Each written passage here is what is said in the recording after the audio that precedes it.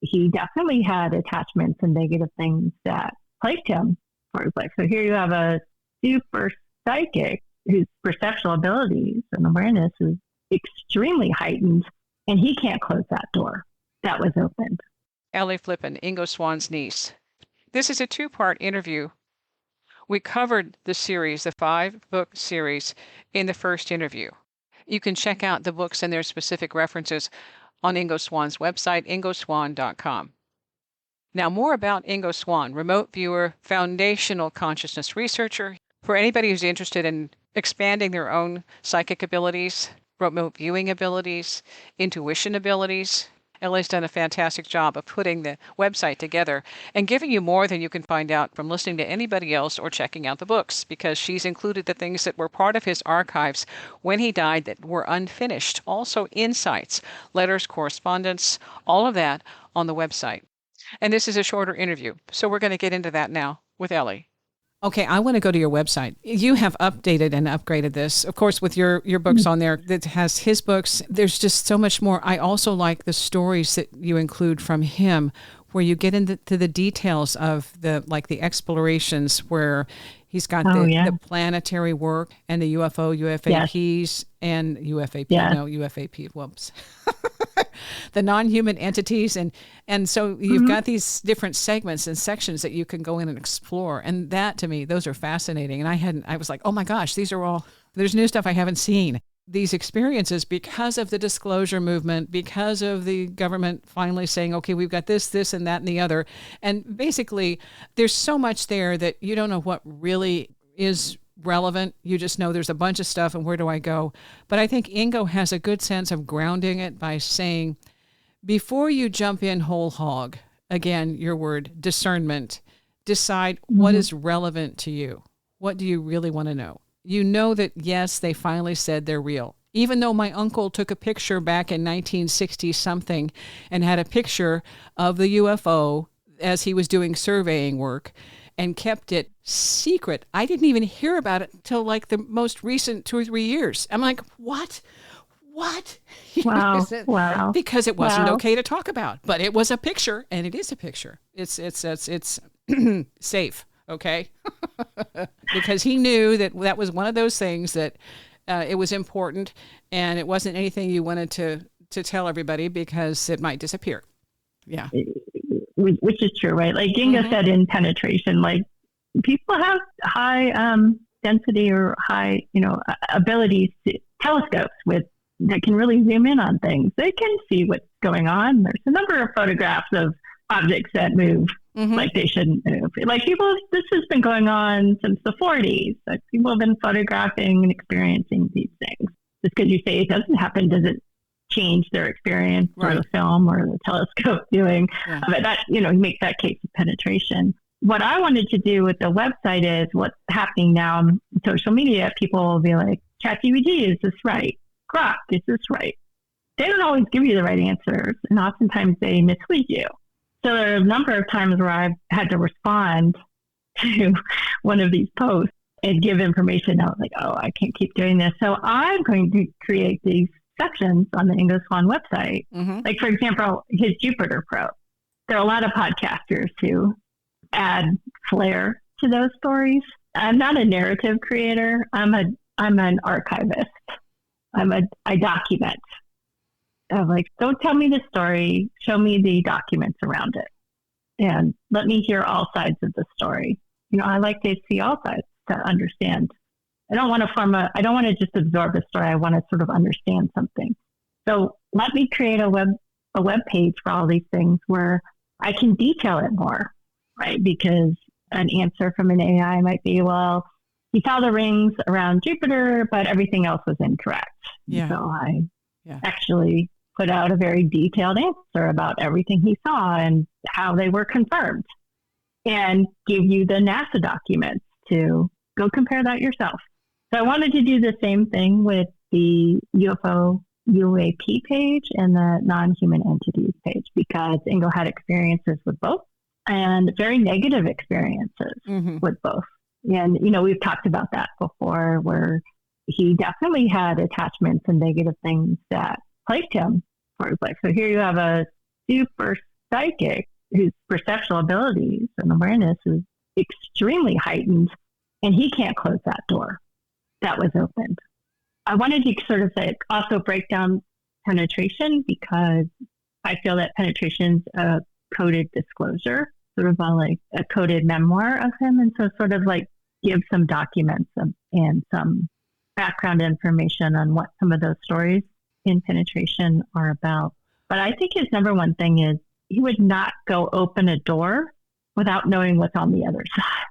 A lot of people can tell you what's on the other side, but that might not actually be what's on the other side of that door. And so I think about when I was doing conjunction.world, and there was the author who was writing about, like we talked about the Pennsylvania, like the former cemetery in Pennsylvania. He was investigating around this area near Pittsburgh with a lot of heightened things, and he wanted to know about gnomes and like the Bigfoot characters, so cryptids and UFOs. So he was looking at a whole bunch of different things, theories and all these different folklore stories.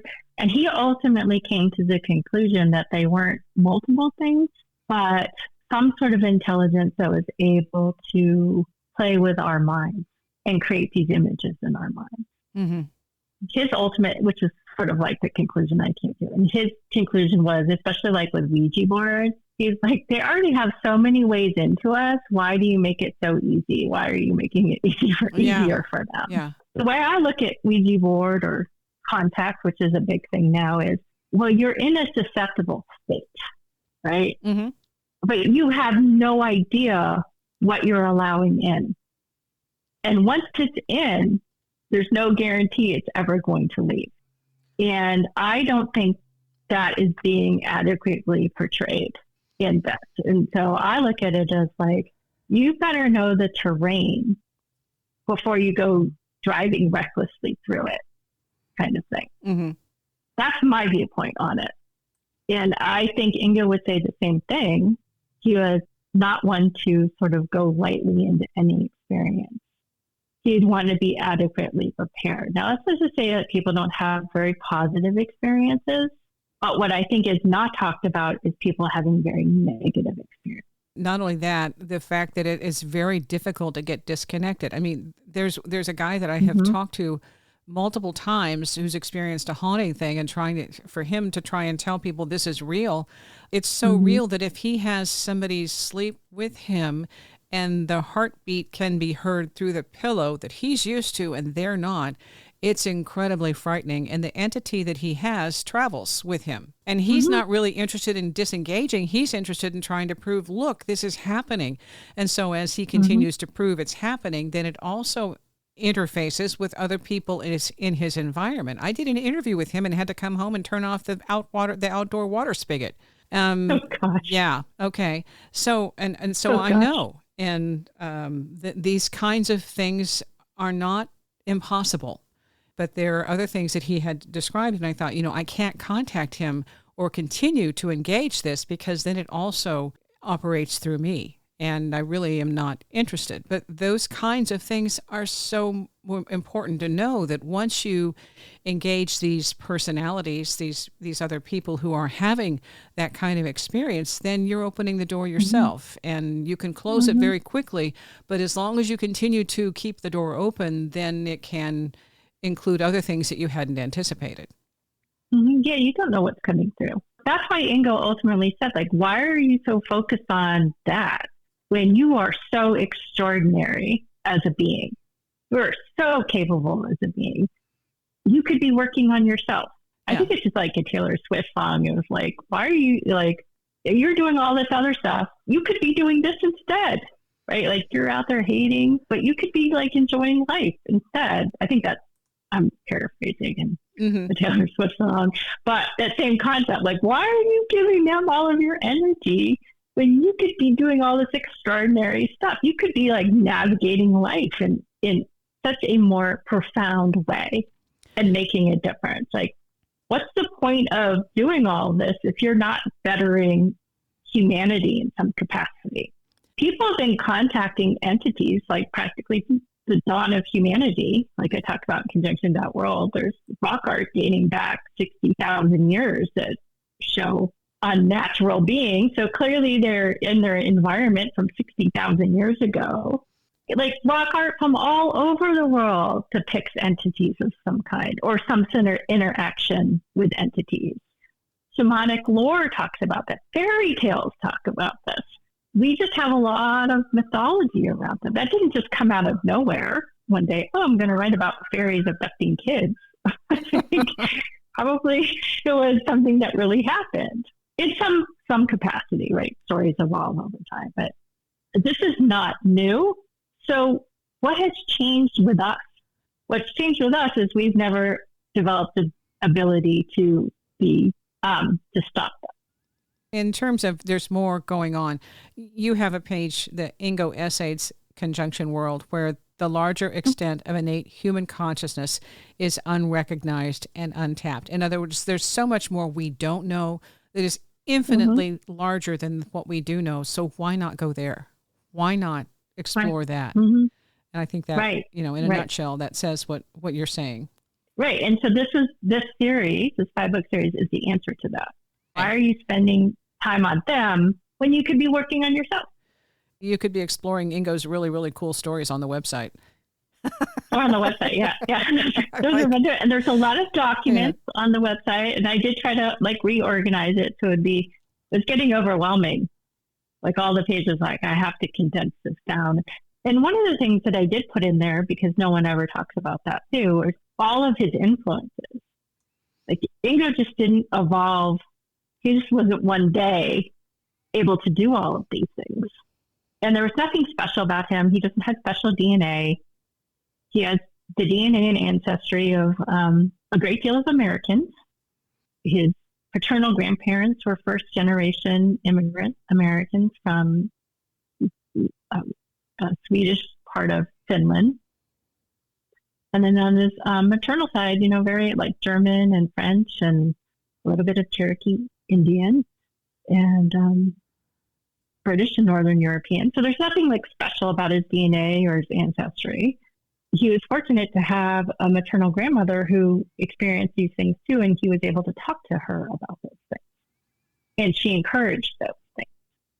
I think that's the difference. And so when he grew up and he was able to explore these more, he worked on developing them. And at the University of West Georgia's private library, 1,600 books on all sorts of topics. So he was studying, he was researching. The influence page shows that he crosses a number of philosophies, religion, New Age, occult, Scientology, Edgar Casey's ARE. I mean, anything that talked about human potential development, he was going to explore that. And so he had a willingness to be open to different ideas and different concepts. And he worked on it and he developed it. I think that's what's different. It's not that he was special and it was there. He cultivated it. And I wanted the website to reflect that this doesn't just happen. It's there, but you have to work on it. I like the way you bring that into it, that he was throughout his life thinking, expanding, learning, exploring, becoming. He never stopped. He continued. That was part of who he was. And then dealing with ChatGPT, if you do research with ChatGPT and it gives you a quote, remember to look up the exact quote and see if it's relevant. Okay, because as soon as you do and it says, "Oh, well, yeah, I combined that with another one." Okay, fine. I combined it, right?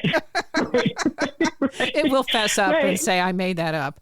So I made that up. Yeah. Don't just assume every single thing it spits out is okay. Look it up and make sure. And it is a wonderful resource. It does help tremendously, but you still have to do the homework and the critical information it's up to you to make sure it's valid. And that's where I think you're having to go through and correct the ChatGPT version of of penetration. It's like who all the secret people were, and it's like, okay, no, that wasn't quite right. But it's picking up information from everything. So from people who put out the conspiracy theories, people put out the negative stuff, it puts that into a compilation and brings it all into one page and says, this is a story. No. No, this is multiple stories. No. Yeah. Yeah, it's multiple stories. I mean, obviously the a lot that podcasters are talking about or people give interviews about, it's aimed towards clickbaiting, really. Mm-hmm. That I feel like, what happened to like journalistic integrity? I feel like all this sort of like, well, do we fact check anymore what people are saying? Are you pushing back on that narrative at all? I do not see that happening in a widespread.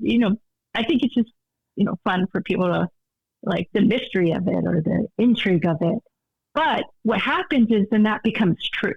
Yes. Yeah. And that's what's dangerous. And so my documents on there, the language on the website is saying, here's sort of the documents to that. And I always say on the website, but you know what? You should go read it yourself. You should form your own opinion about this yourself. Look at it critically, but here's a history. Like the CRV page is a big, long history. Right? Everything gets compressed into, Stargate.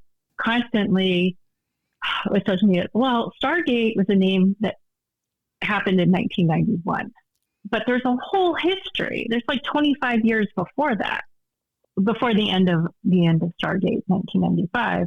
There's a long exploratory research back into that. Wasn't just like the U.S. government decided in 1991 to finance remote viewing. They had been exploring this for decades in different capacities.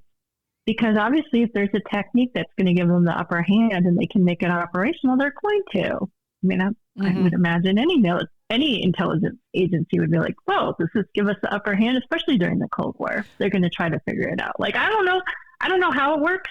I just want to know if it can give us the upper hand. It's probably the mentality. Well, and the Russians were also active in that too. So there was a challenge. A challenge, but if it wasn't working, as Ingo said, we wouldn't have continued to get funding, right? At the end of the day, if it's not working, they're not going to fund it. They're going to find something else to do. But Ingo Swann was like, it has to be very rigorously documented. It has to be peer reviewed. There has to be set protocols for it. But people like the stories, Mm-hmm. They like the stories. And the truth isn't as sexy, I think. Well, it involves tedious, long hours of studying and practicing. Okay, that's usually not sexy. It's not sexy. No, it's not sexy. No. It's not sexy. So I wanted to with the website is give at least a counterbalance to if somebody wants to know kind of the story behind it. Well, here's some information for you, and here's some documents. Read yourself. Figure it out. What resonates with you? What doesn't? What's intriguing to you? Here's a pathway to another document if you're interested in it. That kind of thing. I love it. There's so much information I have not seen here. I'm looking forward. I'm like, oh my gosh, you've done some work, and the fact that it's so accessible, and that when you're studying somebody who had his abilities and had his insight and then his success rate, it gives you a foundation for this is how it can work. And these are the things that you can bring into your own practice, into your own research and your own experience of, okay, let's try this. And also take the warning aside that you don't have to try and connect with the ETs before you're ready, because this is the thing that when you just go out and plan to do these kinds of experiences, you have to know there's the A side and the B side, okay? One has more drama, and that one you might want to be aware of. And that's what they don't mention. They don't mention that you don't want to take the entity home. But guess what? That's a possibility. Just like a ghost. When you go somewhere, they see you first. Think of that, okay? Yeah. And then if you try to bring it up, you're victim shamed, or you're discounted, or you're told you have mental health issues. Oh, you had mental health issues to begin with. That's the issue. Yeah, you shouldn't have been here in the first place. It's okay. You shouldn't have been doing it in the first place because you already had mental health issues. But we wanted your money. Is mental health issues. We're glad. We wanted your money, so we're not going to refund that. Okay, so there are pros and cons. Okay, pros and cons of that. Right. So again, Ingo said the world of you is mysterious, right? That's the title, Resurrecting the Mysterious. The world of you is incredible and mysterious and so extraordinary. And that's the future. The future is you. Yeah. That's what he would say. Looking forward to it. Okay, so for now, these books are available, ingoswann.com. And it's Ingo Swann, Swann, 2 N's, okay, just in case you're listening. And the podcast is global, so not everybody is familiar with the spelling and all that. But that I think with non-human entities right now, it's good to do a little homework on that. And my own experiences with the other entities is that they'll surprise you. And sometimes, like with the dog, your pets will tell you first if you're not paying attention, and you'll get a heads up from your pets. And in regard to that, Jack, my dog Papillon, he used to stare in the kitchen right before he died. About the last 2 or 3 months before he died, he would stare, and we thought he was looking into the kitchen. But then when this activity happened on the door frame, it's like, wow, he might have seen something there and not just in the kitchen. So it was really interesting that he had been fixated on that room, and we knew, okay, he's seeing something, and just let that be what it was. And then to have that actual experience where it did visible appearance on the door frame, it's like, wow, okay. So pay attention to your pets too, because they're helpful navigators. They see things that we aren't able to see naturally anyway, but that intuition thing, I think they also pick up on as well. Yeah, people. They feel people. They feel the energies of people. So not just the entity, I think just in general, they're very good readers of people. Yeah. People's energies. Yeah. You're not a cat person, I can tell. See ya. Under the bed, you'll never see the cat until they leave. I was like, okay, fine. So, hey, Elly, thank you. Okay, so anything else you want to add before we check out here? No, but thank you so much for this conversation and for reading the books and experiencing them and allowing me the opportunity to hear your experiences of them. So, and then just to speak with you in general about them. Always fun. Oh, okay. We'll have to talk again because we only covered, there's more here. I'm anxious to hear the response of other people too, to see what kind of feedback you get. Because I think that this is just like the tip of the iceberg. And once people start exploring and having their own interactions, it takes us all to the next level. It certainly does. Thank you again for everything. And again, a big thank you to Elly Flippen for putting all of this together. The book's a 5-part series. You Are More Than You Think. Book 1, What's Already There. Book 2, Where You Sit. Book 3, The Shape of Knowing. Book 4, Above the Noise. And Book 5, The Gravity of Reality. Each one stands alone. There's excellent material to work with in expanding your own awareness and perception, and with some actual practices to help you tune in. So the website, ingoswann.com. But I think his number one thing is he would not go open a door without knowing what's on the other side. Thanks for listening.